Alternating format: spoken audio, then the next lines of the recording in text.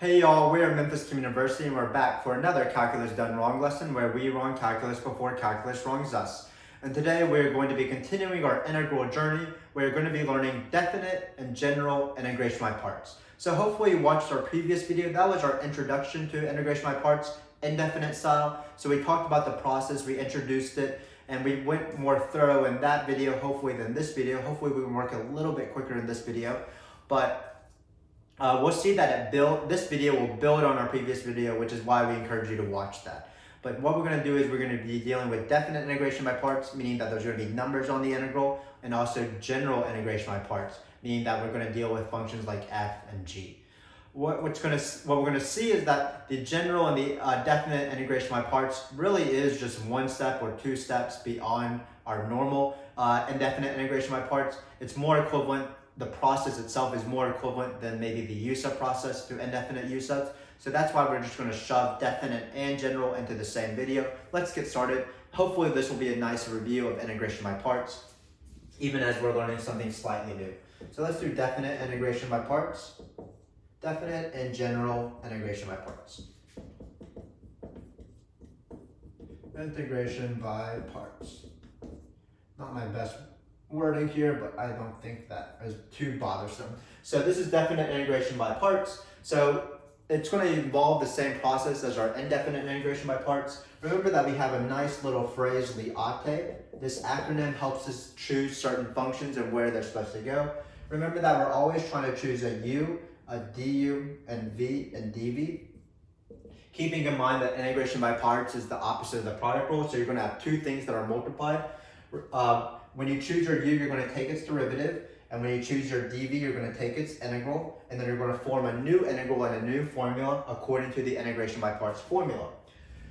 Viate helps us choose between u and dv. If you're towards the left of this acronym, that means you're a good choice for u because your derivative is a little bit easier and your integral is really hard. If you're on this side, because your integral is pretty easy, we're going to choose this as our dv.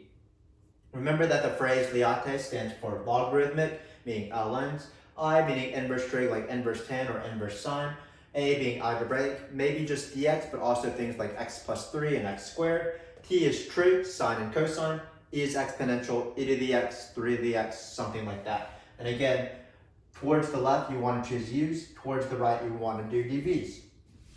Integration by parts is a slightly difficult process because perhaps as you're taking the integral, you might need to do a use of or something, or at least an easy use of, because you're taking an integral, and you never know what happens with integrals.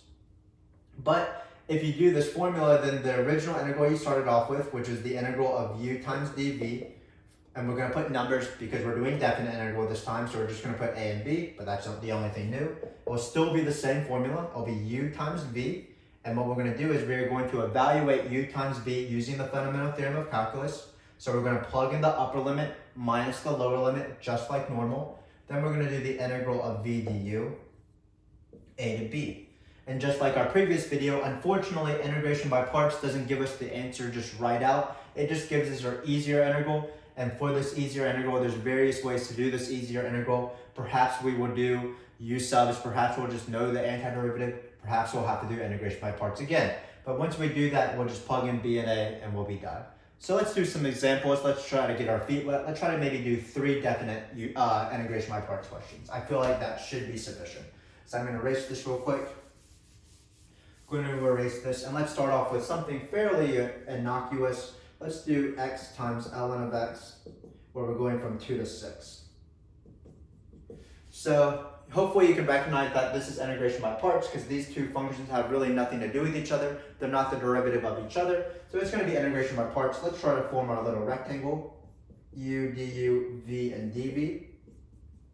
So remember that we have two things here. Looks like ln is going to be logarithmic and x and dx are algebraic. So L is the first letter of liate, the acronym, so that means that it's a good choice for ln. A good choice for u because it is ln, sorry about that, ln of x.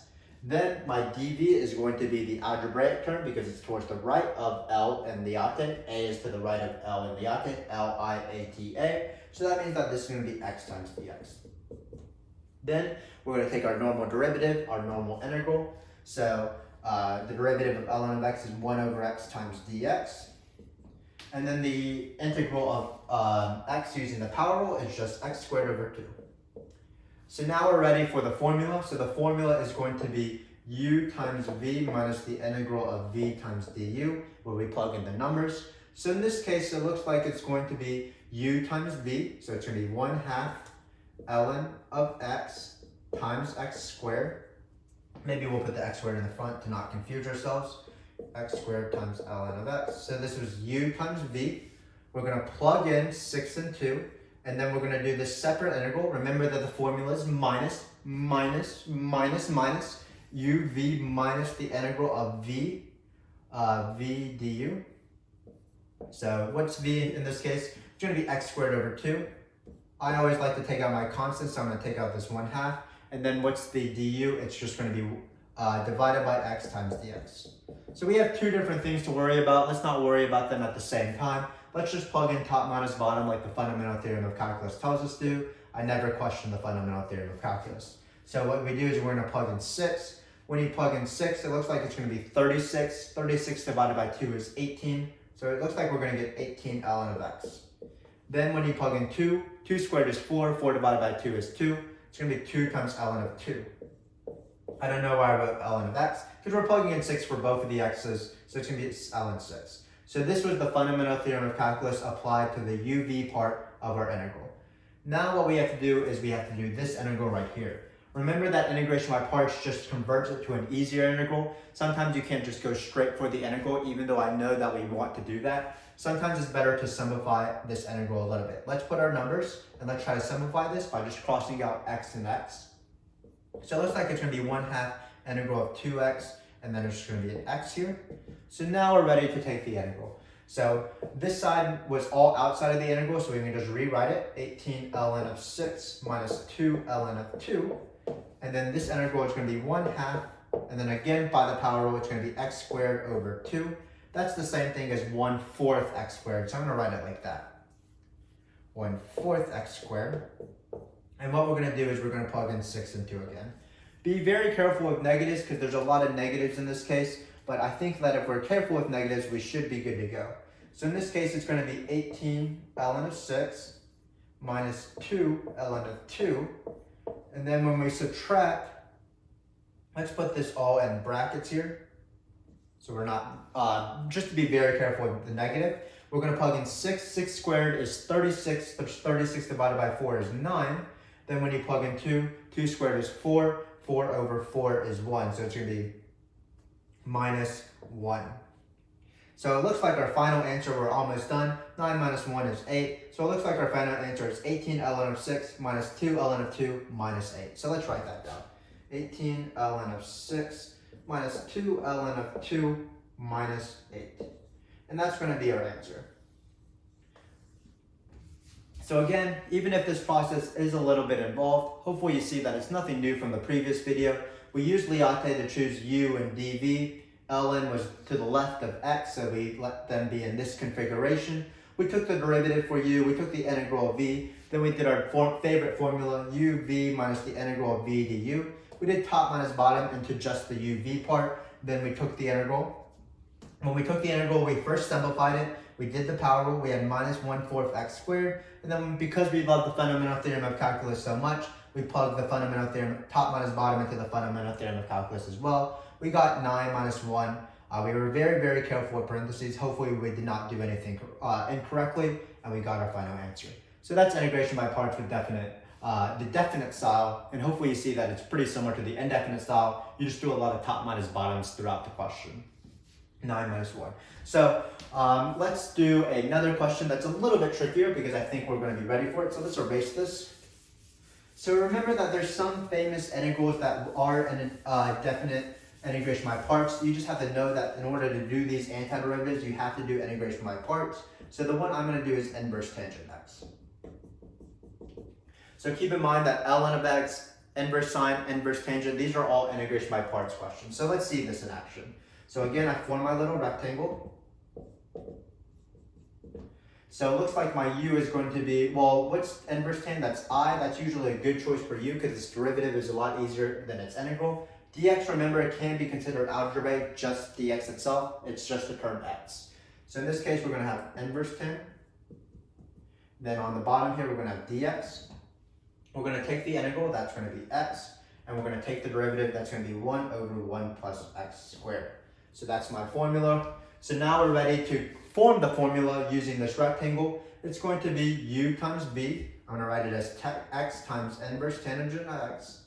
So u times v, I flipped it around because I don't want my x to be on this side because I like my x on this side. But it's still u times v. We're going to plug in 1 and 0. Then we're going to do a separate integral, the integral of minus v du. So that's going to be x over 1 plus x squared. Looks like I forgot a dx, so let's write a dx there, times dx. And then we're going to do this integral from 0 to 1. So again, two guys you have to deal with. Let's try to deal with them separately. Let's plug in top minus bottom into the uv part. So it's going to be 1 times inverse tan of 1 minus 0 times inverse tan of 0. So you do need to know a few unit circle stuff. Hopefully you know what inverse tan of 1 is. If you want, you can think of trig backwards. Whose angle has tangent 1? Well, that's going to be pi over 4. Because the tangent of pi over 4 is equal 1. Because if you think of SOHCAHTOA, 45 degrees is pi over 4. The opposite and the adjacent are the same because you're dealing with a 45, 45, 90 triangle. So the tangent of pi over 4 is 1. So that means the inverse tan of 1 is pi over 4. Pi over 4 times 1, of course, is pi over 4. Then, if you want to know, tangent of 0 is 0, so inverse tan of 0 is 0. But you're already multiplying by 0. So this is going to be just pi over 4 minus 0. I'm not going to write the minus 0. So then we have to do this integral right here. So this integral, while it looks easier than our previous integral, what you should always do is just think of this as its own question. How best to do this integral? Well, it looks like it's going to be a good choice for a u sub because the bottom is 1 plus x squared and its derivative is the top up to a constant. So let's do a u sub. U is equal to 1 plus x squared. Then we take the derivative. That's going to be 2x times dx. So let's try to change all the x's to u's, like our normal u sub process. So it's going to be pi over 4 minus this integral, and now it's going to be in terms of u's. Looks like we're going to have a u on the bottom here, so we're going to put u on the bottom. Then I look for all the remaining x's I have. So this is just a nice little review of a definite u sub with indefinite integration by parts. What more can you ask for? So we have x and dx left to solve for. So it's going to be in the second line because we're doing this correctly. If you want, you can always isolate this and you can write du over 2, which means that there's going to be a 1/2 in the front of this guy right here. And then it's just going to be du. Remember though that for a definite u sub, you do need to change the numbers, unlike a definite integration by parts where you don't have to change the numbers. So in this case, what's our, when x is equal to 0, what's our old bottom number becomes our new bottom number. We plug it into the function. That's going to make that u is equal to 1. When x is equal to 1, our top number, our new top number looks like it's going to be 2. So it's going to be 1 and 2. So we can put 1 and 2 here. So now we're ready to take the integral. Remember for a definite integration by a definite u sub, that once you've changed everything to u's, you can forget about x's for the rest of the question. So we're only going to focus on u's here. So in this case, the answer is going to be pi over 4 minus 1/2 ln, because that's the antiderivative of du over u. It's one of the most famous antiderivatives, ln of u. And then we're going to plug in 2 and 1. So it looks like my final answer is going to be pi over 4 minus 1/2 ln of 2 minus ln of 1. What's lovely is that the ln of 1 is 0. If it wasn't, I would still do minus minus, which is plus to simplify, but it is 0. So it looks like our final answer is pi over 4 minus 1/2 ln of 2. And I'm going to leave it like that. So again, nothing new in this integration by parts video from the previous video. We're still doing Liate. All we're doing is we're doing top minus bottom using the fundamental theorem of calculus. The key point is that when you get to the second integral, just think of it as its own question. You might need to u sub. You might need to do another integration by parts in the worst case scenario. That's going to be the next one. But you just do your integral however you need, top minus bottom again, and just be very, very careful with negatives and parentheses because there's going to be several. So let's try to do one of those double integration by parts question that I alluded to earlier. So let's erase this, but hopefully we're getting used to the process. uv du dv Liate uv minus the integral of v du. So I'm going to erase this real quick. Erase, erase, erase. So now let's do a little bit of a harder question. So in this case, we're going to do the integral from 0 to 1 of x squared times e to the 2x. So hopefully you can see that this is a u sub because e to the 2x doesn't have anything to do with x squared. Potentially you might think that u is equal to x squared, so du is equal to 2x, but then your du would be in an exponent and it never is in an exponent. So this is integration by parts. So we're going to have u is equal to something, du is equal to something, v is equal to something, dv is equal to something. Hopefully I'll write small enough because this work will take a lot of space. Let me just try to remind myself as we do this question. But this is going to be a, because that's algebraic. This is going to be e for exponential. It's literally an e. So let's try to place things where they're supposed to go. Well, u is going to be x squared, so its derivative is 2 times x times dx. That's pretty easy. I just went ahead and did that because of power rule. This part is slightly harder. What's the integral of e to the 2x? Keep in mind that you're always taking an integral from dv to v, so you might need a u sub in this spot. Keep in mind that it's going to be e to the 2x, because the antiderivative of e to the x is e to the x. But because we have this 2x, we have to account for the derivative of the inside function, the derivative of the inside function being 2, so we need to multiply all of this by 1/2. This is our skipping our easy u subs when the interior function is just a line. Instead of taking the antiderivative and multiplying by the derivative of the inside function like the chain rule, what we do is we take the antiderivative of the outer function and we multiply by the reciprocal of the derivative of the inside function. So we're just e to the 2x instead of times 2, it was times 1/2. But now we're ready for the formula, uv minus the integral of v du. So it's going to be 1/2 e to the 2x times x squared. We're going to write it like this. I don't know why I'm writing like this. Let me erase this. U times v. We're going to plug in 1 and 0. That shouldn't be the worst case scenario. Minus the integral of v du. But notice that v times du has a 1/2 times a 2. So those are going to cancel out. So we're just going to be left with x times e to the 2x times dx. Still from 0 to 1. So let's do our normal thing. Let's first find this guy right here, top minus bottom.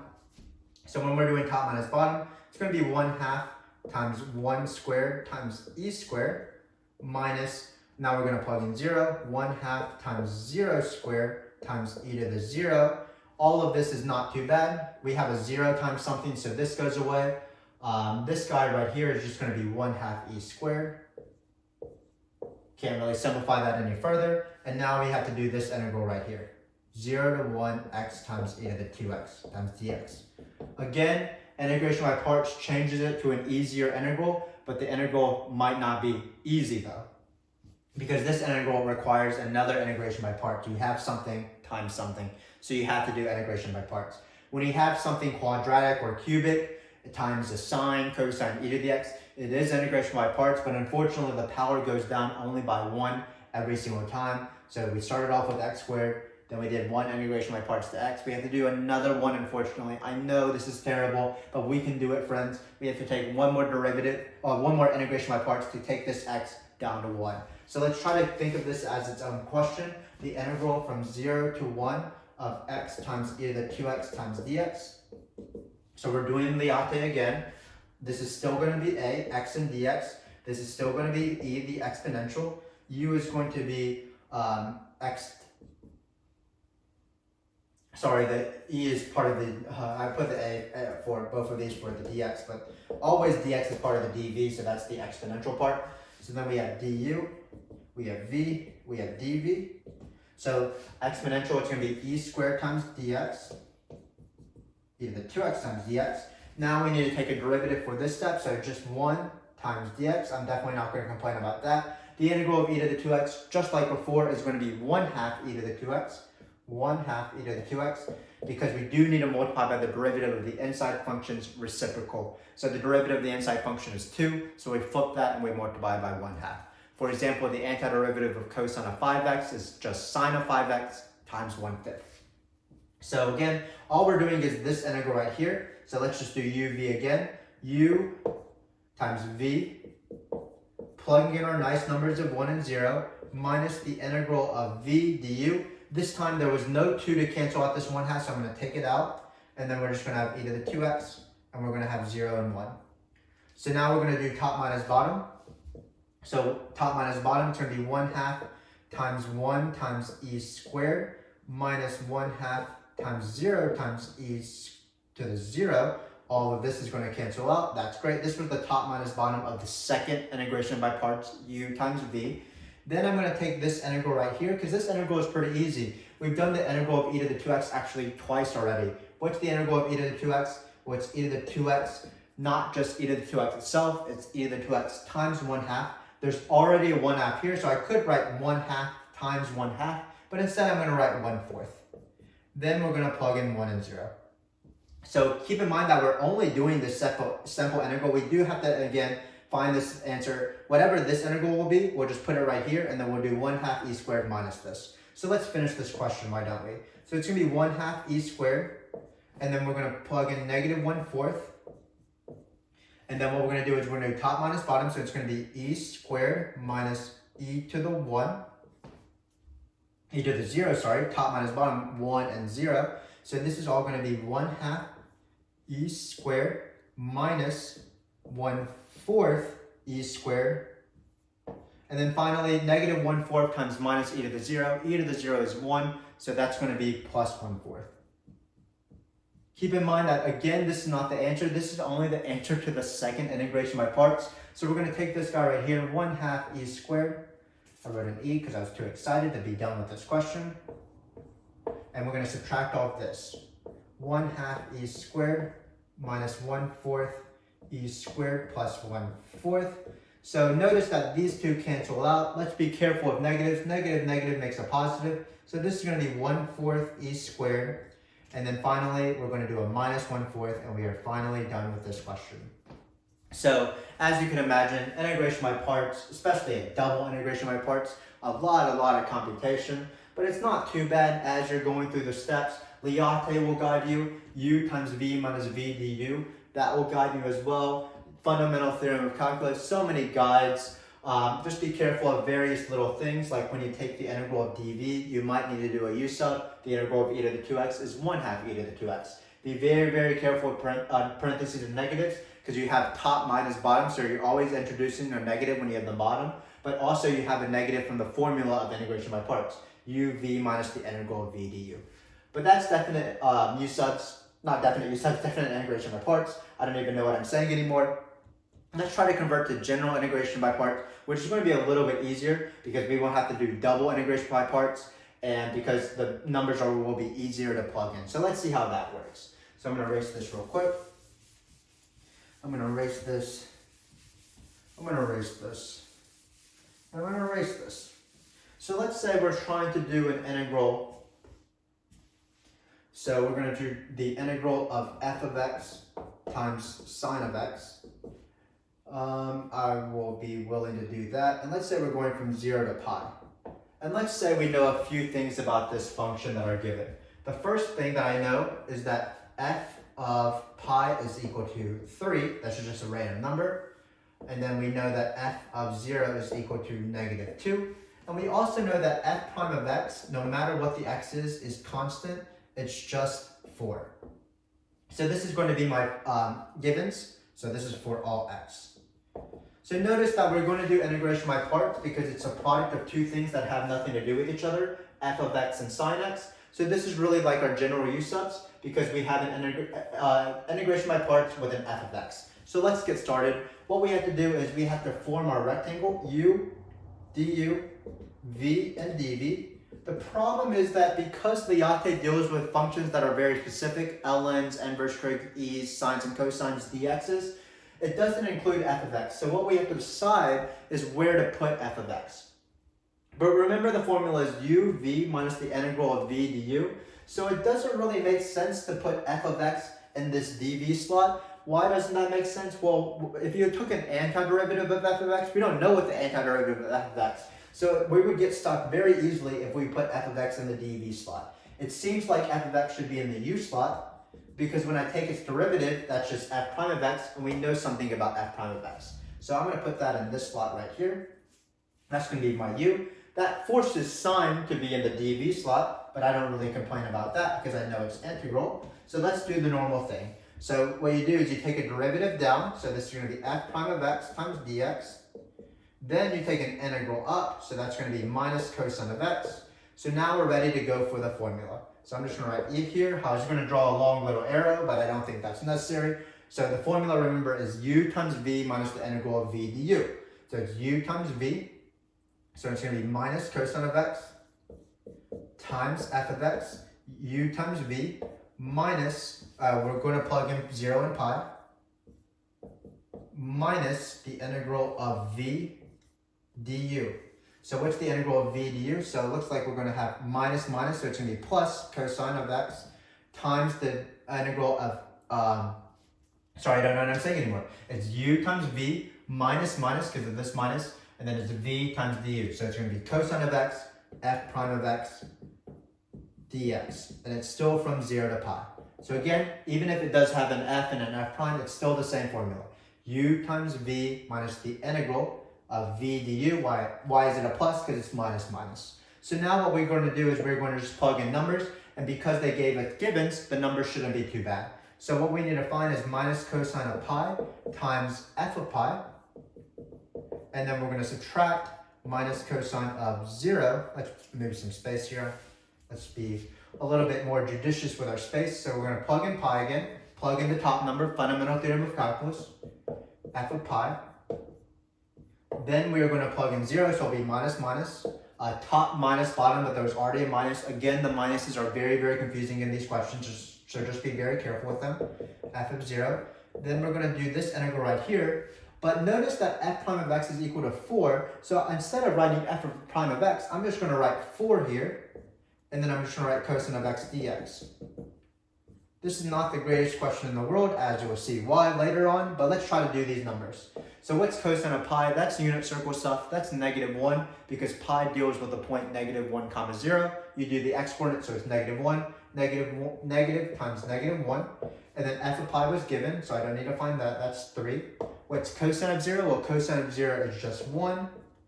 What's f of 0? F of 0 is -2. And then finally, I can just do this easy integral. What's the antiderivative of cosine? Well, it's sine, so it's plus 4 sine of x dx. Sine of x, not times dx. When you take the integral and the dx go away. What we're going to do is we're going to plug in pi and 0. So it looks like our final answer is going to be -1 times 3 plus 1 times -2 plus 4 times sine of pi minus 4 times sine of 0. If you know, again, your unit circle, you'll know that sine of pi and sine of 0 are both 0. That's why I didn't like this question in the end, but it didn't matter. The steps sort of prove themselves. They are very helpful in terms of how to do these questions. We just did the steps. At the end, we just got 0. We're not going to complain about that. Finally, what's the answer then? It's going to be negative times -1. That's 1 times 3 is 3 plus -2. 3 minus 2. Looks like our answer is the nice little number 1. But hopefully you see that even if we did, if we had these f's and f primes, we still did integration by parts the same. We did have to choose where to put the f in the rectangle because we couldn't use Liotte because Liotte doesn't have an f in it. So what we decided is that it was a good choice for f to be in u and for dv to be sine of x because we knew its derivative of f and we don't know its antiderivative. But the entire question became easier because as we hit the second integral, we got this nice little given that f prime of x equals 4. So we just put 4 in this slot, and then we just took the antiderivative, plugged in top minus bottom, and both u and v in our new antiderivative, and got the lovely number of 1. So that's how it works. You're probably more likely to see this on an AP exam. This is the level on the AP exam. Notice it was a little bit less work than a double integration by parts. But just for to be a little bit safe, let's do one more definite use, not definite integration by parts, but general integration by parts. These are the integration by parts questions they've been asking in the past, especially on free response questions. So I'm going to erase this. I'm going to erase this guy. I'm going to erase this. And let's say we have this table right here. So let me see if I can make my board a little bit less smudgy. But sometimes you got to get a little smudgy when you're doing math. So let's say we have this table right here, where we have x values of 1, let's say 1 and 4. So these are x values. So these are going to be my x values. and then we're going to have f values, f prime values, g values. I don't know why I wrote the g there. And g prime values. Didn't really need all this table, so we can sort of shortcut it. So struggling with this table, but let's just populate this table with random numbers. So I'm going to make 2, 5, I'm going to choose -3 and 1. So again, this is just a given of a table, 4 and 8, and then finally let's do 9 and -7 or something. And then what if we know this also? We know that the integral of f prime of x times g of x from 1 to 4, this integral is given as 12. And what we want to do is we want to find the integral of the reverse. So we want to find the integral of 1 to 4 f of x times g prime of x. So this is the question. This is actually quite a bit easier. When you have these general questions, oftentimes if you have a table, it's going to be an easier question than our previous questions where our second integral was a hard u sub or another integration by parts. So without delay, let's just get going. We do have to make a choice for our u and our dv, like the previous case, because f and g are in Liate. But remember that u, the point of u is to take its derivative, the point of dv is to take its integral. So if we want to take this guy right here, it looks like we want u to be f of x because we want to take its derivative because that's the other question. We don't want to take its integral because we don't know the integral of f of x. So it looks like our u is going to be f of x, so that we have f prime of x right here. And that just leaves g prime of x for dv. And this is great because I know this integral. This integral is g of x. Again, if you flop this, you would have g prime of x, you would take its derivative, and then you would get g double prime of x, but there's no g double primes in the table or in this given, so it looks like that's not the right thing. And if you let f be dv, you wouldn't know its antiderivative, so this is the logical choice. We don't even need Liate, even if Liate is our friend. So let's go for the formula, because the formula is pretty easy. So remember, it's u times v, so it's f of x times g of x, minus the integral of v times du. So it's going to be g of x times f prime of d of x. We're going to put numbers, of course. We're going to put 1 and 4, and then we're going to evaluate this uv part as well. X is equal to 1 and 4. So let's do that first. That's going to be pretty easy. When we plug in 4, it's just going to be f of 4 minus times g of 4 minus, and we're going to plug in 1, so it's f of 1 times g of 1. And finally, we have to do this integral, but this is the nicest second integral that we've gotten so far in this video, because in this other ones, we had to take an antiderivative, we had a u sub, we had to do a second integration by parts, but this integral was just given. Look at this beauty. The integral of f prime g of x, I don't even need to find it. This entire integral, I don't need to do top minus bottom or whatever. It's just the number 12. So what I'm going to do is I'm just going to subtract off 12. I'm going to read the table and I should be good to go. So notice that we didn't even need some f prime or g prime values. We just need the f and g values. F of 4 is 5. F of 1 is 2. So 5 goes in this slot. 2 goes in this slot. We do need g of 4. G of 4 is -7. And then g of 1 is 9. And then we're going to not forget to subtract off this lovely 12. Just appreciate the moment in this case where we had to do all those hard second integrals. But in this case, it's just given. That is just so nice compared to all the other ones. And keep in mind that they've been asking integration by parts questions like this on the BC exam, in the past. So you can expect sort of this level. If we get the double integration by parts, then we just get unlucky. So let's finish this question. Looks like it's going to be -35, -18, -12. -18 minus 12, that's -30. So the answer is -35 minus 30, which is -65. And that concludes our lesson on integration by parts. With this, our previous video combined with this one, hopefully you have enough practice for integration by parts. It's the same thing over and over and over again, even it's pretty hard. It's Liate, where L's and I's are good choices for U's. T's and E's are good choices for dv. You form this rectangle, you always take the derivative of u, you take the integral of dv, then you form u, v minus the integral of v du. If you have definite integral, what you do is you plug in the top minus bottom according to the fundamental theorem of calculus. For the second integral, the integral of minus the integral of v du, you might need to do some spicy stuff like a second u sub or a second integration by parts. but in this case, we were just given the number. Anytime you're doing this, just be careful with top minus bottoms. Be careful when you go from DV to V because you might have a number there. And as you do the process, just do the process very slowly because there's a lot of times to make mistakes. This is such a long process. If you want more practice with this process, then I have good news for you. Just like normal, we'll have our Girls Teach Calculus video in the description of this video, where one of my former students practices some pretty tough, definite integration by parts questions. She has some where she involves inverse trig. She has some where she practices a double integration by parts like we did for our third example. And then on the back of that worksheet, what she does is she practices some things like this, where the question is presented in a table, and that's a general indefinite by parts with F's and G's. But hopefully this video was useful for you. In our next video, we're going to introduce another integration method, but in my opinion, that integration method is a little bit easier. That's integration by partial fraction decomposition. But hopefully I'll see you in that video. Thanks again for watching. Give us a like and subscribe if this was useful for you at all, and I hope to see you next time. Thanks again.